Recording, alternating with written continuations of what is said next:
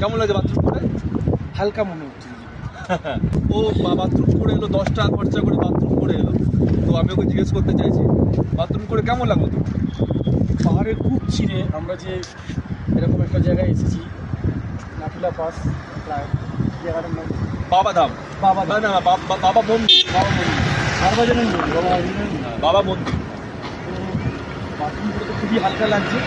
না না বাথরুম করে হালকা লাগে সব জায়গাতেই, এখানে বাথরুম করে তুমি আলাদা কি ফিল করতে পারবে? কারণ এমনি আমরা অনেক উঁচুতে আছি, এমনিকে নিজেকে মনে হচ্ছে ভারী। যখন বাথরুমটা করলাম তখন হালকা মনে হচ্ছে, নিজের এক্সট্রা জিনিস বেরিয়ে গেল। এক্সট্রিজ কি বেরিয়ে গেল? বাথরুমের সঙ্গে এক্সট্রিজ কি বেরোতে পারে? আমার বাথরুমের সঙ্গে কি এক্সট্রিজ কিছু স্ট্রেস।